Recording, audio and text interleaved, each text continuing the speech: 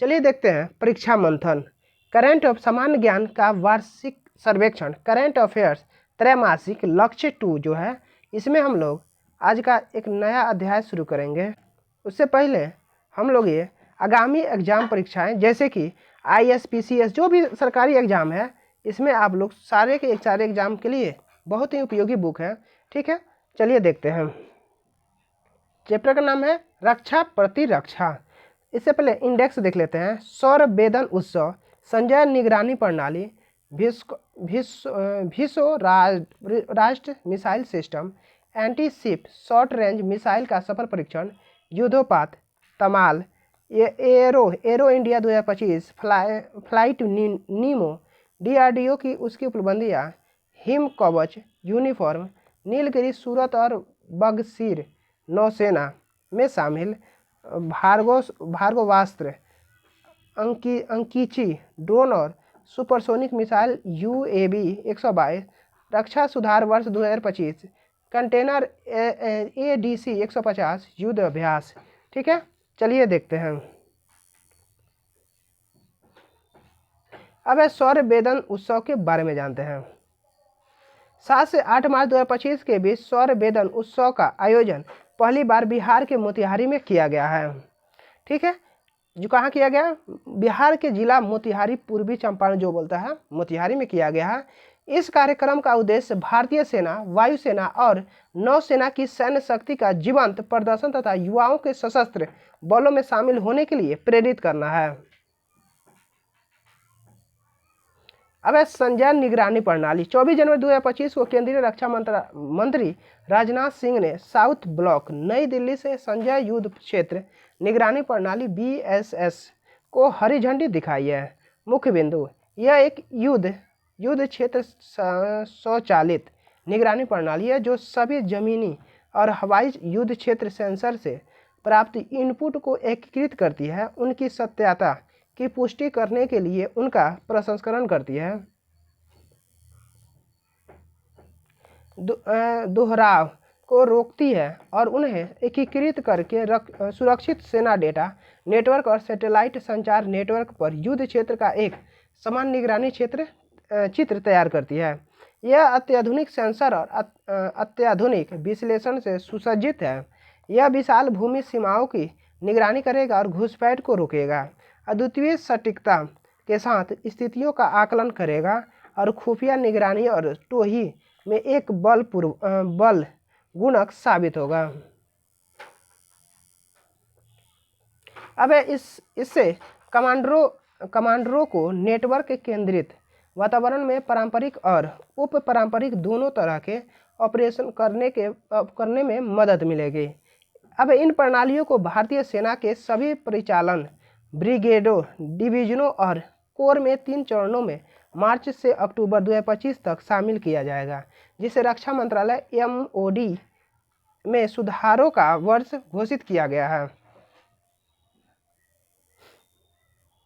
अब इसे भारतीय सेना और भारत इलेक्ट्रॉनिक्स लिमिटेड BEL द्वारा स्वदेशी एवं संयुक्त रूप से विकसित किया गया है।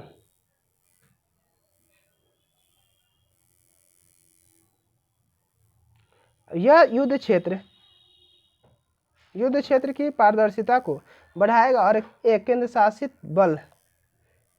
वेब एप्लीकेशन के माध्यम से भविष्य के युद्ध क्षेत्र को बदल देगा, जो कमांड और सेना मुख्यालय और भारतीय सेना निर्णय समर्थन प्रणाली को इनपुट प्रदान करेगा। अब है भीषोरैड्स मिसाइल सिस्टम। हाल ही में भारत ने अपने portable air defence system VSHORADS missile system, VSHORADS very short range air defence missile system का उड़ीसा के चांदीपुर में सफल परीक्षण किया। यह सिस्टम खासकर कम ऊंचाई पर उड़ने वाले टारगेट्स को सटीकता से नष्ट करने में सक्षम है। यह मिसाइल प्रणाली भारतीय सेना, नौसेना और वायुसेना की जरूरतों को पूरा करने में मदद करेगी। भीषोरैड्स मिसाइल सिस्टम के बारे में जानते हैं। अब man portable air defence system, man pads. यह एक पोर्टेबल सिस्टम है जिसे आसानी से एक आदमी द्वारा संचालित किया जा सकता है। स्वदेशी विकास, इसे DRDO के रिसर्च सेंटर RCI द्वारा विकसित किया गया है। इसे भारतीय औद्योगिक साझेदारी के सहयोग से स्वदेशी रूप से डिजाइन किया गया है। ड्रोन हवाई खतरों का निष्कासन, यह प्रणाली ड्रोन और अन्य हवाई खतरों को प्रभावी ढंग से निष्क्रिय करने में सक्षम है। अब है उन्नत tracking system, telemetry, electric optical tracking system और रडार जैसे उपकरणों का उपयोग करके मिसाइल प्रणाली की क्षमता का सत्यापन किया गया है। हिट टू किल क्षमता, प्रणाली की हिट टू किल क्षमता परीक्षण के दौरान स्पष्ट रूप से प्रदर्शित हुई है, जिससे इसकी सटीकता और प्रभावशालिता का सिद्ध हो गई है। अब रूसी इगाला प्रणाली की जगह भिस्कोराइड्स मिसाइल प्रणाली भारतीय सेना द्वारा पुराने रूसी इगला सिस्टम का स्थान ले सकती है,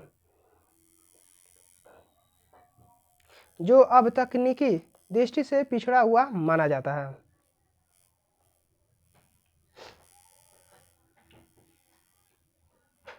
अब anti shift short range missile का सफल परीक्षण।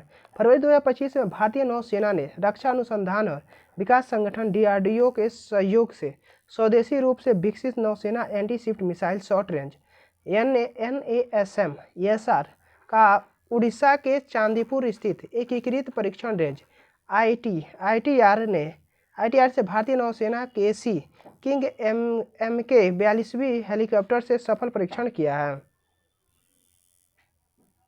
अब स्वदेशी रूप से विकसित यह वायु प्रक्षेपित एंटी शिप्ट मिसाइल समुद्र की लहरों के ऊपर उड़ते हुए अपने लक्ष्य पर सटीक वार करने में सक्षम है। इसे DRDO ने अपने विभिन्न अनुसंधान केंद्रों के सहयोग से इस मिसाइल को विकसित किया है।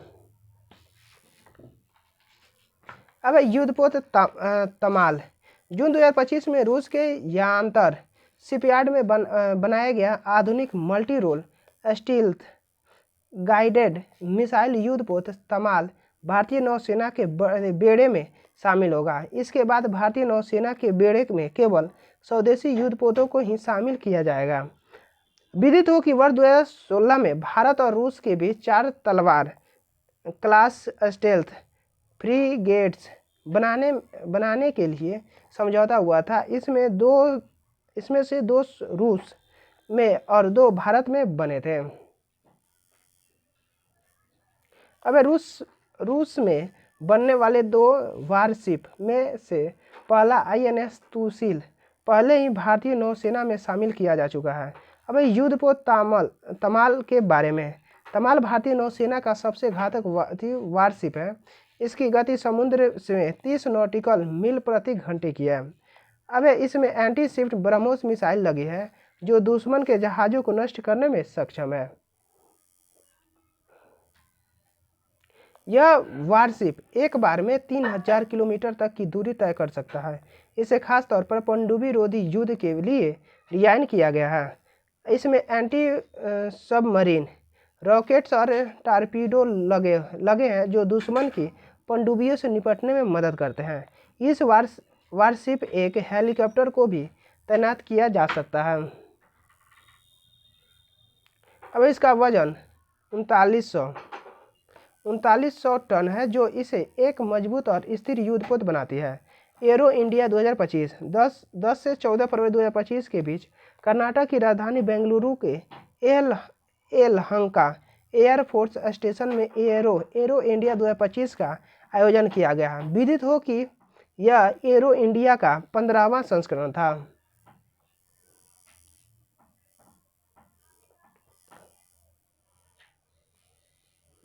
अब इसका मुख्य बिंदु देखते हैं। मुख्य बिंदु, इस शो में विभिन्न देशों के रक्षा मंत्री, प्रतिनिधि और सैन्य अधिकारी भाग लेते हैं। साथ ही इसमें वैश्विक एरो विक्रेता और भारतीय वायुसेना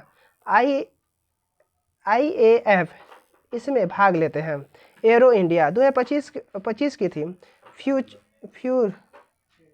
futuristic aerospace technology design validation में चुनौतियां हैं।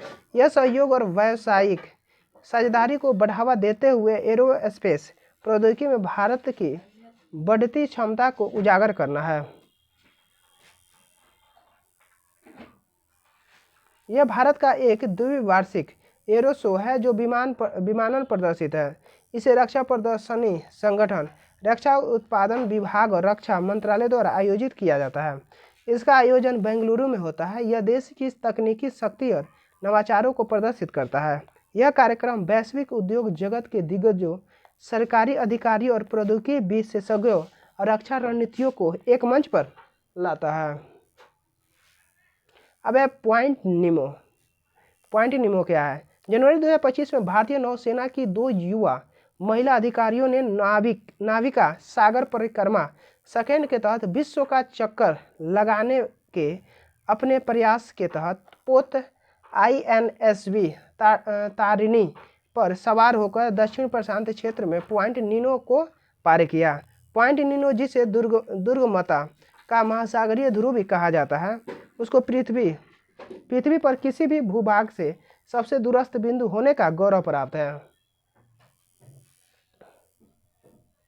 यह सुदूर स्थान दक्षिण प्रशांत महासागर में स्थित है और इसका नाम जूल्स वर्न के प्रसिद्ध उपन्यास ट्यूबेटी थाउजेंड लीग्स अंडर द सी के नाविक कैप्टन नीमो के नाम पर रखा गया है।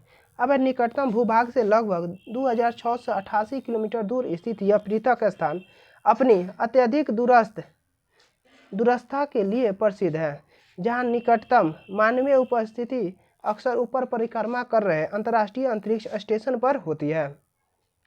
अब DRDO के बारे में, DRDO और उसकी उपलब्धियों के बारे में देखते हैं। 1 जनवरी 2025 को रक्षा अनुसंधान एवं विकास संगठन DRDO का 67वां स्थापना दिवस मनाया गया है और भारत के मिसाइल मैन पूर्व राष्ट्रपति डॉक्टर APJ अब्दुल कलाम को श्रद्धांजलि अर्पित की गई है। इस कार्यक्रम में भारत की रक्षा क्षमताओं के वर्धन में DRDO द्वारा की गई महत्वपूर्ण प्रगति पर प्रकाश डाला गया है। अब मुख्य बिंदु के बारे में जानते हैं। DRDO की स्थापना 1958 में भारतीय सेना के तकनीकी विकास प्रतिष्ठित पश्चात TDE तकनीकी विकास और उत्पादन निदेशालय DTDP और रक्षा विज्ञान संगठन DSO का संयोजन करके की गई थी।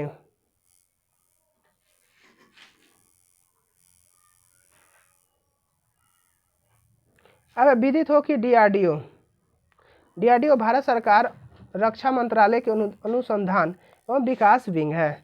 आरंभ में DRDO के पास 10 प्रयोगशालाएं थी। वर्तमान में यह 41 प्रयोगशालाओं और 5 DRDO युवा वैज्ञानिक प्रयोगशालाओं DYSL का संचालन करता है।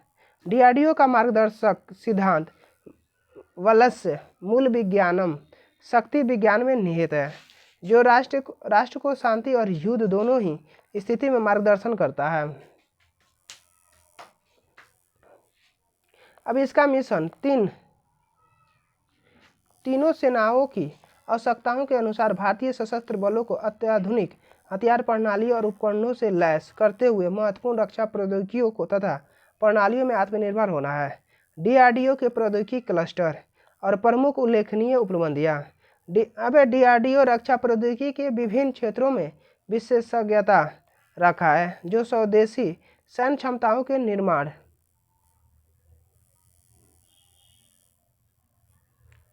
के लिए महत्वपूर्ण है। 7 प्रौद्योगिकी क्लस्टर, उनके उद्देश्य और प्रमुख उत्पादन इस प्रकार हैं। पहला, वैमानिकी प्रणालियां एरो। इस क्लस्टर का उद्देश्य मानव रहित हवाई वाहन एरोस्टेट, हवा से हल्की प्रणालियां aero gas, turbine engine, avionics, parachute और डिसेलेरेटर विकसित करना है। संबंध प्रयोगशाला aerial delivery research and development establishment DRDE aeronautical development establishment ADE centre for airborne system CABS centre for military air worthiness and certification CMILSC, gas turbine research establishment GTRI। उल्लेखनीय उपलब्धियां: लड़ाकू विमान LCA, तेजस UAV, लक्ष्य Nishant, aerostats, avionics आदि है। अब missile और सामरिक प्रणालियाँ MSS, यह सामरिक मिसाइल प्रणाली और संबंधित प्रौद्योगिकियों का विकास करता है। संबंध प्रयोगशालाएं: उन्नत प्रणाली प्रयोगशाला SSL, रक्षा अनुसंधान एवं विकास प्रयोगशाला DRDL, अनुसंधान केंद्र इमारत RCI, एकीकृत परीक्षण रेंज ITR, टर्मिनल बैलिस्टिक अनुसंधान प्रयोगशाला TBRL है।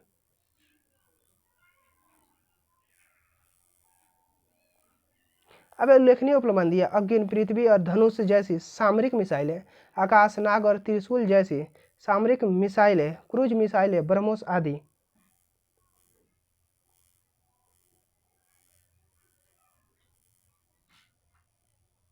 नौसेना प्रणालियों और सामग्री NSM, यह समूह नौसैनिक प्लेटफॉर्म, अंतर्जलीय प्रणाली और सामग्री विकसित करता है। संबंध प्रयोगशाला: नौसेना भौतिक और समुद्र विज्ञान प्रयोगशाला NPOL, नौसेना विज्ञान और प्रौद्योगिकी प्रयोगशाला NSTL, नौसेना सामग्री अनुसंधान प्रयोगशाला NMRL, रक्षा धातुक्रम अनुसंधान प्रयोगशाला DMRL, रक्षा सामग्री भंडार अनुसंधान और विकास प्रतिष्ठान DMSRDE, रक्षा प्रयोगशाला DLJ है। उल्लेखनीय उपलब्धियां: हमसा, नागल, उसूस और मिहिर जैसे सोनार, टारपीडो, नौसैनिक खदानें, पनडुब्बी प्रौद्योगिकियां, विशेष नौसैनिक सामग्री आदि। अब माइक्रो इलेक्ट्रॉनिक्स डिवाइस, अब MED और कंप्यूटेशनल सिस्टम और साइबर सिस्टम COS, यह क्लस्टर इलेक्ट्रॉनिक्स, रडार, एवियोनिक्स, कृत्रिम बुद्धिमत्ता और साइबर सुरक्षा विकसित करता है। संबंध प्रयोगशालाएं: अब MED, अनुराग, MTRDC, SSPL, COS, CAIR, SAG। अब उल्लेखनीय उपलब्धियां: रडार, इलेक्ट्रॉनिक युद्ध प्रणाली, संचार प्रणाली, कृत्रिम बुद्धिमत्ता, साइबर सुरक्षा आदि है। अब आयुध एवं युद्ध इंजीनियरिंग प्रणाली, अब ACE युद्ध, यह समूह आयुध, गोला बारूद और युद्ध वाहक विकसित करता है। संबंध प्रयोगशाला: उन्नत ऊर्जा सामग्री केंद्र, अब ACE, आयुध अनुसंधान एवं विकास प्रतिष्ठान, लड़ाकू वाहन अनुसंधान एवं विकास प्रतिष्ठान, उच्च ऊर्जा सामग्री अनुसंधान प्रयोगशाला, परमाणु एवं प्रायोगिक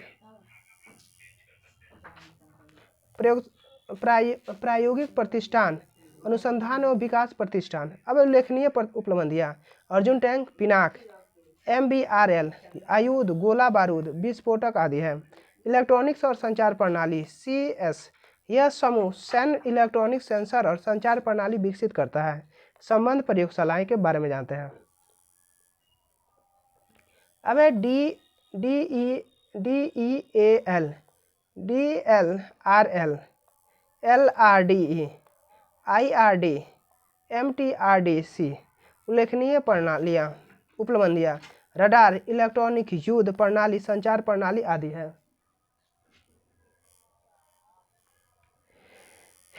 अब जीवन विज्ञान LS, यह समूह मानव कारक NBC, संरक्षण और निदान पर अनुसंधान करता है।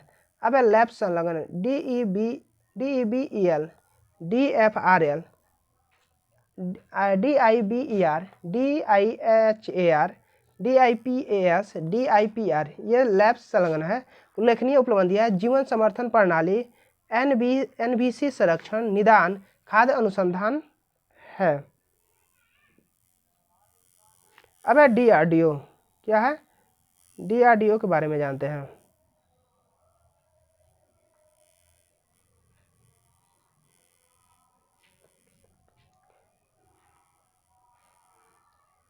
DRDO की अन्य प्रमुख उपलब्धियां। DRDO ने कई उन्नत प्रणालियां सौंपी जिनमें उल्लेखनीय प्रणालियां निम्नवत है। वायु रक्षा प्रणाली, वायु रक्षा सामरिक नियंत्रण रडार ADTCR, वायु रक्षा अग्रणी नियंत्रण रडार ADFCR, मिसाइल प्रणाली long range land attack cruise missile, सतह से हवा को मार करने वाली त्वरित मिसाइल प्रणाली और मध्यम दूरी एंटी शिफ्ट मिसाइल है। अब है उन्नत platform, multi mission maritime aircraft, signal intelligence और कॉमजैम एयरक्राफ्ट और anti tank insulin mine PRACH प्रचंड यानी SI टूल। DRDO ने दिव्य दृष्टि नामक AI टूल विकसित किया है जो चेहरे की पहचान को अपरिवर्त्य शारीरिक लक्षणों जैसे चाल चलने की तरीका और अस्थि के साथ एकीकृत करता है।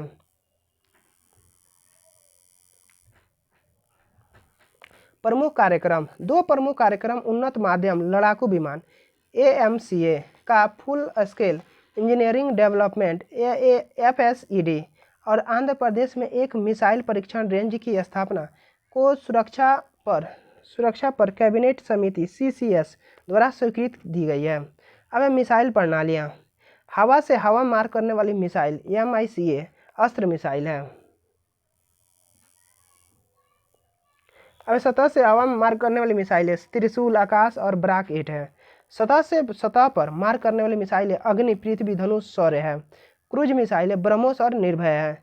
लड़ाकू मिसाइलें स्वदेशी हल्का लड़ाकू विमान LCA तेजस, रॉकेट प्रणालियाँ multi barrel rocket launcher Pinaka है। नौसेना प्रणाली हमसा, नागान, सोनार प्रणाली उसूस, पनडुब्बी sonar suite, Mihir helicopter sonar प्रणाली, मुख्य युद्धक टैंक अर्जुन है।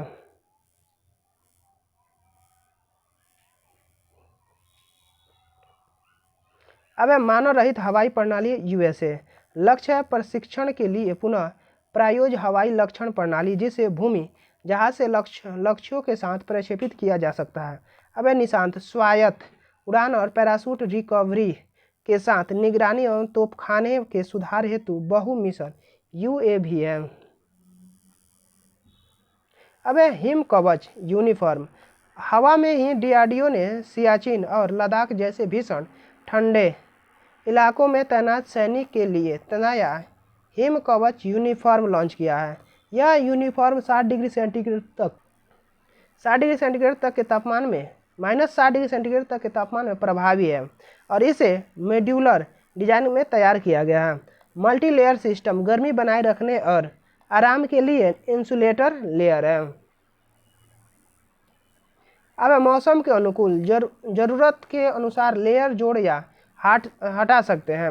सांस लेने योग्य और हल्का, बेहतर सुविधा और कार्य क्षमता।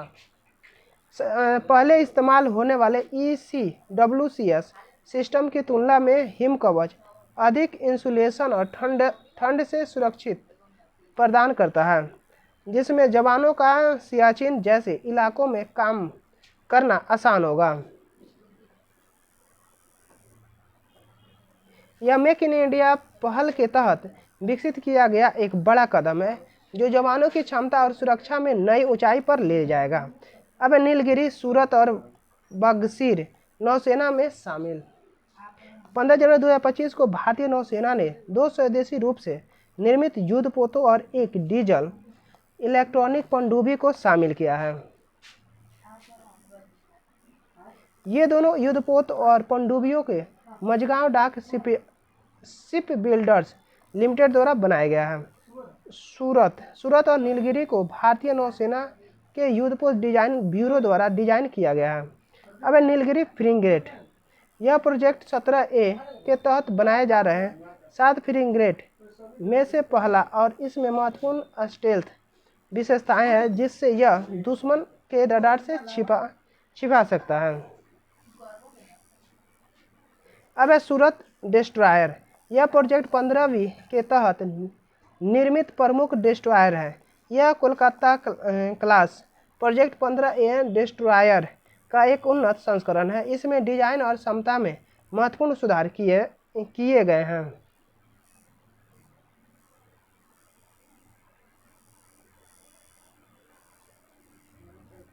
अब है बगसीर पनडुब्बी, यह स्कॉर्पियन क्लास पनडुब्बी का छठा मॉडल है जिसे प्रोजेक्ट 75 के तहत विकसित किया गया है। यह विश्व की सबसे शांत और बहुमुखी डीजल इलेक्ट्रॉनिक पनडुब्बी में से एक है। इसे anti surface warfare, anti submarine warfare, खुफिया जानकारी जुटाने, क्षेत्र की निगरानी और विशेष अभियानों सहित कई तरह के मिशन के अंजाम देने के लिए डिजाइन किया गया है। अब है भार्गवास्त्र, जनवरी 2025 में भारत ने गोपालपुर सीडर्स फायरिंग रेंज उड़ीसा में अपने पहले स्वदेशी माइक्रो मिसाइल सिस्टम भार्गवास्त्र का सफल परीक्षण किया है। अब है मुख्य बिंदु, इसे ड्रोन के बढ़ते खतरे का मुकाबला करने के लिए डिजाइन किया गया है। इसे सोलर ग्रुप की सहायता company economic explosive limited EEL द्वारा विकसित किया गया है। यह 6 किलोमीटर दूर तक छोटे ड्रोन का पता लगाने और दुश्मन के ड्रोन को झुंड को रोकने में सक्षम है। अब है इसमें एक साथ 64 से ज़्यादा सूक्ष्म मिसाइलें दागने की क्षमता है। इस सिस्टम को एक मोबाइल प्लेटफॉर्म पर लगाया जा सकता है। अब इसके हर प्रकार के इलाके जैसे ऊंचे पहाड़, रेगिस्तान आदि में इस्तेमाल किया जा सकता है। अब महत्व देखते हैं। छोटे और सस्ते ड्रोनों से निपटने के लिए एक अनूठी पहल है। दुश्मन के ड्रोन हमले में महत्वपूर्ण सैन्य संरचनाओं की सुरक्षा सुनिश्चित होगी। यह प्रणाली सेना की वर्तमान और भविष्य की जरूरतों को पूरा करने में सहायक होगी। अब भार्गवास्त्र में स्वदेशी होने के कारण आत्मनिर्भर भारत पहल को बढ़ावा मिलेगा। व्यापक स्तर पर उत्पादन और सेना में तैनाती होगी। अंतर्राष्ट्रीय स्तर पर निर्यात की संभावना है। अब अंकीची ड्रोन और सुपरसोनिक मिसाइल UAV 122 है। हाल ही में तुर्की ने अपने स्वदेशी निर्मित वायरा कतार अंकीची ड्रोन से सुपरसोनिक मिसाइल UV 122 में प्रक्षेपण का सफल परीक्षण किया है। यह परीक्षण तुर्की की बढ़ती सैन्य क्षमता को दर्शाता है। तुर्की अब स्वदेशी रूप से ड्रोन और मिसाइल का विकास करने में सक्षम हो गया है।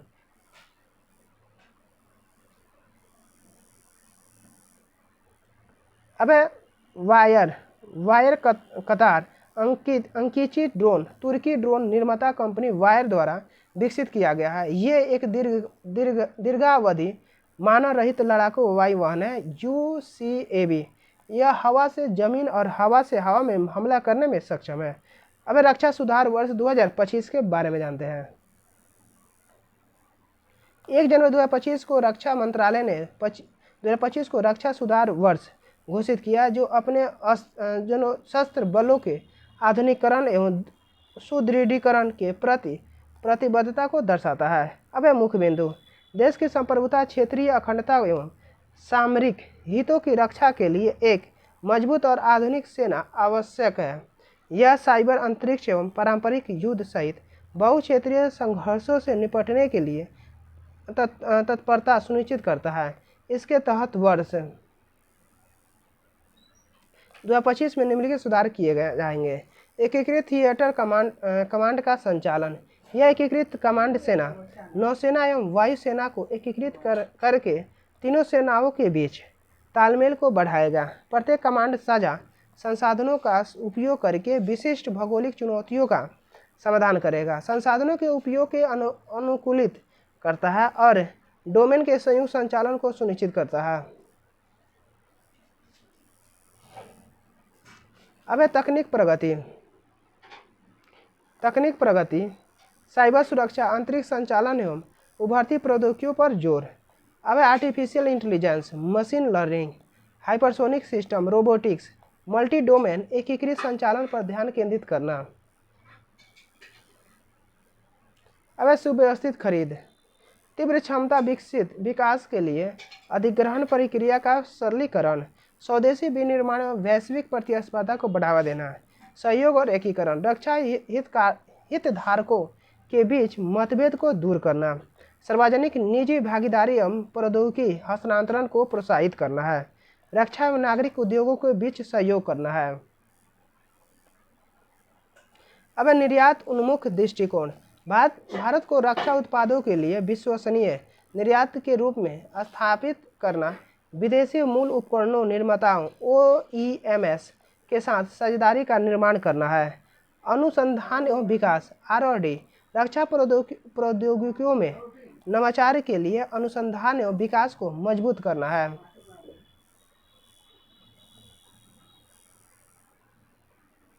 स्वदेशी समाधान को बढ़ावा देने के लिए साझेदारी स्थापित करना है। अब रक्षा सुधार प्रभाव,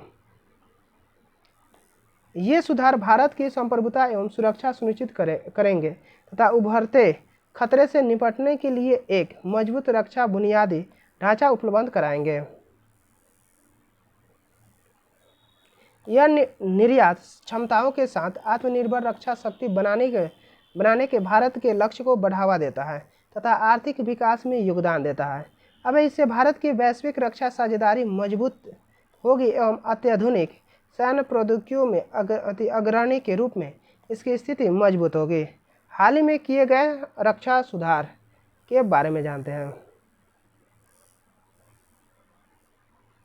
chief of defence staff CDS, सेना, नौसेना और वायुसेना के बीच एकजुटता को बढ़ावा देने के लिए 2020 में स्थापित किया गया है। अग्निपथ योजना आधुनिकीकरण एवं पेंशन लागत को कम करने के लिए 4 वर्षों के लिए सैनिकों की अल्पकालिक भर्ती है। अब आत्मनिर्भर भारत, नकारात्मक आयात सूची एवं रक्षा औद्योगिक गलियारों के साथ स्वदेशीकरण पर ध्यान केंद्रित करना है। अब देखते हैं सरलीकृत खरीद, रक्षा अधिग्रहण यानी DAP 2020 में खरीद में तेजी लाने और सरलीकरण के लिए है। रक्षा निर्यात 2025 तक $5 बिलियन का लक्ष्य, उदाहरणों में ब्रह्मोस मिसाइल निर्यात सम्मिलित है। अंतरिक्ष एवं साइबर एजेंसियां, रक्षा अंतरिक्ष एजेंसी DAS और साइबर एजेंसी DCA की स्थापना, रक्षा अनुसंधान एवं विकास IDEX, रक्षा उत्कृष्टता के लिए नवाचार के माध्यम से स्टार्टअप और MSMEs को बढ़ावा देना है। कंटेनर ADC 150, हाल ही में भारतीय रक्षा वैज्ञानिक ने नौसेना के टोही विमान P-81 के लिए एक ऐसी कंटेनर तैयार किया है जिसे विमान से गिराया जा सकता है। इसका समुद्र में किया गया परीक्षण सफल रहा है। अब इस विमान का इस्तेमाल नौसेना आपात स्थिति में समुद्र में फंसे अपने पोतों में आवश्यक उपकरण, हथियार या अन्य सामग्री पहुंचाने के लिए भी कर सकेगी। अब एरियल डिलीवरी रिसर्च एवं डेवलपमेंट एस्टेब्लिशमेंट ने यह विशेष कंटेनर ADC 150 तैयार किया है। यह कंटेनर एक बार में 150 kg वजन के साथ ड्रॉप किया जा सकता है। अब देखते हैं युद्ध अभ्यास क्या है। युद्ध अभ्यास के बारे में जानते हैं। अभ्यास खंजर 12 यानी 10 मार्च से 23 मार्च 2025 के बीच किर्गिस्तान में अभ्यास खंजर 12 का आयोजन किया गया है। अभ्यास खंजर 12 भारत और किर्गिस्तान के बीच एक संयुक्त सैन्य अभ्यास है। यह अभ्यास भारत और किर्गिस्तान के बीच रक्षा संबंधों को मजबूत करने का अवसर प्रदान करता है। इस अभ्यास का पिछला संस्करण जनवरी 2024 में भारत में आयोजित किया गया था। अब अभ्यास सी ड्रैगन 2025 4 मार्च से 19 मार्च 2025 के बीच अभ्यास सी ड्रैगन 2025 का आयोजन पश्चिमी प्रशांत महासागर में गुआन तट पर किया गया है। इस सैन्य अभ्यास की मेजबानी संयुक्त राज्य अमेरिका के नौसेना द्वारा की गई है। इसमें अमेरिका, भारत, जापान, ऑस्ट्रेलिया और कोरिया गणराज्य ने भाग लिया, जिसमें भारत का P-81 विमान भारतीय नौसेना शामिल हुआ है।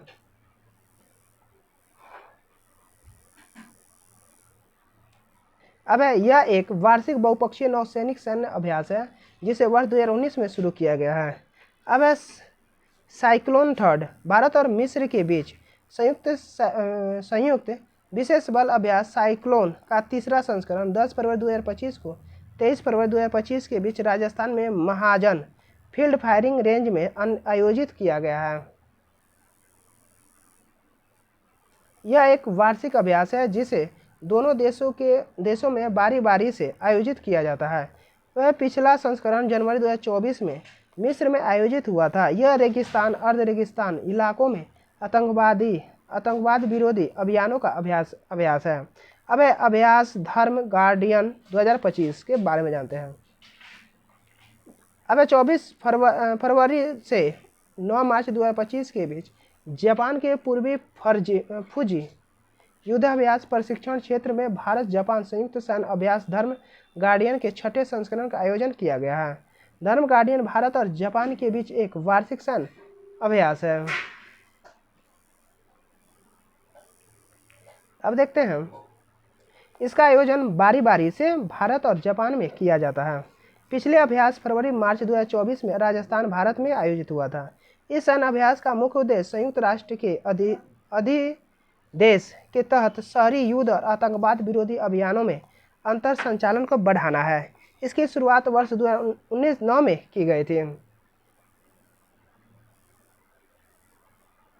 भारत और मालदीव के बीच आयोजित सैन्य अभ्यास एक्वेरियन सैन्य अभ्यास 2025 2 से 15 फरवरी 2025 के बीच मालदीव में माफिलाफुसी में स्थित MNDF में प्रशिक्षण केंद्र में भारतीय सेना और मालदीव राष्ट्रीय रक्षा बल द्वारा एक्वेरियन सैन्य अभ्यास का 13वां संस्करण आयोजित किया गया, जिसकी मेजबानी मालदीव द्वारा की गई है। अब विदित हो कि एक्वेरियन का 12वां संस्करण 11 से 24 जून 2023 तक उत्तराखंड के चौबटिया में आयोजित किया गया था। इस सैन्य युद्धाभ्यास का उद्देश्य उग्रवाद विरोधी अभियानों और संयुक्त मानवीय सहायता एवं अपवाद राहत अभियान चलाने के लिए समन्वयन और साझेदारी में काम करने की क्षमता को बढ़ाना है। इसकी शुरुआत वर्ष 2009 में की गई थी। भारत और मालदीव के बीच आयोजित सैन्य अभ्यास एक्वेरियन कथा शील्ड और दोस्ती है। अब ट्रोपेक्स अभ्यास 2025 25 जनवरी 2025 से मार्च 2025 के बीच भारतीय नौसेना का थिएटर लेवल ऑपरेशन एक्सरसाइज ट्रोपेक्स 2025 भारतीय महासागर क्षेत्र में आयोजित किया गया। इस युद्ध अभ्यास में कोर युद्ध कौशल का परीक्षण किया जाता है और राष्ट्रीय समुद्री सुरक्षा को यूनिफाइड रिस्पॉन्स सुनिश्चित करने के लिए तैयार किया जाता है। इस अभ्यास में भारतीय सेना, वायुसेना और तटरक्षक बल शामिल है। भारतीय नौसेना का प्रमुख द्विवार्षिक परिचालन अभ्यास है। इसमें पहली बार भारत के पूर्वी और पश्चिमी बेड़ों को एक साथ एकीकृत किया गया है। विदित हो कि भारत का पश्चिमी बेड़ा मुंबई स्थित है, जो अरब सागर में संचालित करता है, और पूर्वी बेड़ा